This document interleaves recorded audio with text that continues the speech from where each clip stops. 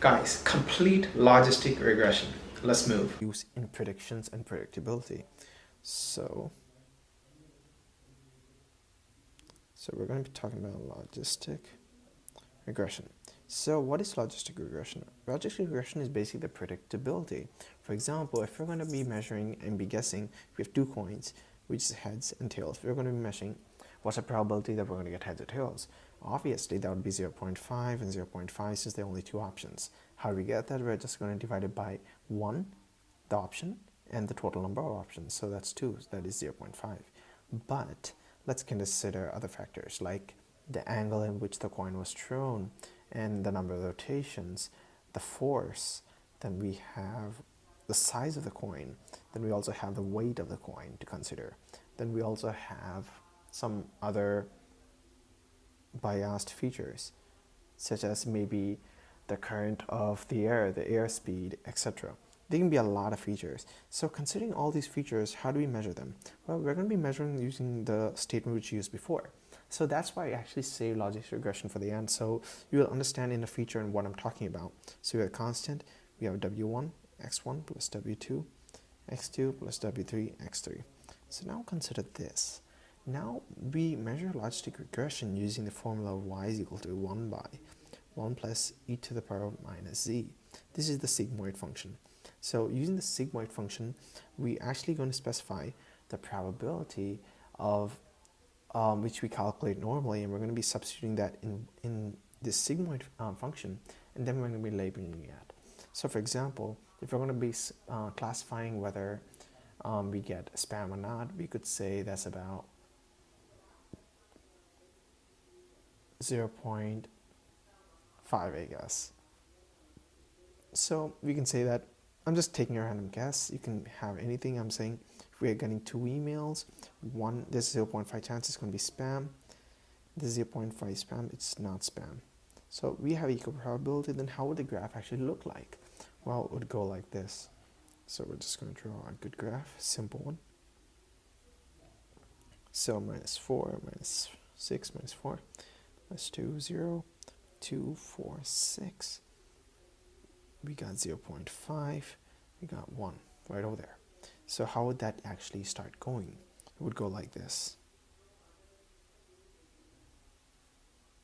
So you can see how the sigmoid function actually played out in this case. So take a look. Just drawing this. Okay, so now you have a better understanding. You can see that the sigmoid function is increasing. So let's take a few examples. Let's take an example in this case.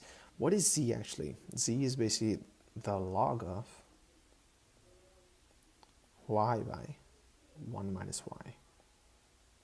So that's an important formula just to keep up in mind. Along with that, we do have one more thing which we need to be discussing. So the probability output, for example, if we have y is equal to b plus w1 x1 plus w2 x2 x3, then we substitute the values and calculate, and we can say these are random values depending on the logistic regression model, and we get a value of 1, for example. I'm just taking for easy calculation. Then y dash would be 1 plus by 1 plus 1 minus z, that is 1 by, since z is equal to this, then we substitute that value minus 1, that is 1 by 1 plus 1 by e. Or you can get basically plus 1 by e, and that is e by e plus 1, or that is basically 0.73 average value. So how would that actually go in this function?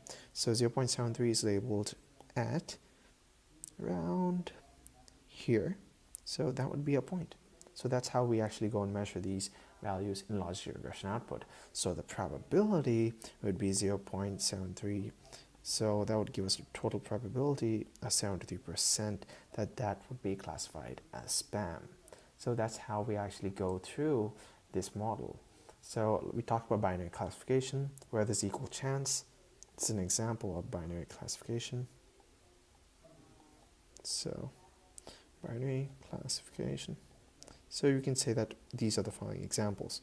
So let's get on to model training. So we'll be talking about model training in the next lecture. Along with that, I did want to talk about L2 regularization. That's basically just regularizing the model. Suppose we have a high value of L2, then that would be overfitting the data. No, it would be underfitting the data, sorry. If we have a low value of 2, then that would be overfitting the data. So how would that look like in a graph? Well, let's just draw a quick model. So we have a graph here. We have a few different models. Just drawing a quick example. So if we have something like this, there would be a normal Gaussian distribution, but consider this is a normal example. If we consider this, we had something like this. We tightly fit it up to make sure that it had no empty spaces. That would be overfitting. That would be if L2 is small, not large enough. But consider another example where the plots are like random and they're just totally all over the place. So we have a lot of subsequence here. Then we kind of like just did that. That would be underfitting the data. So this is not accurate and this is not accurate. This is a good example where leaving a good amount of space. It's spacious, it has a good fit. It's not too overfitting, it's not too underfitting.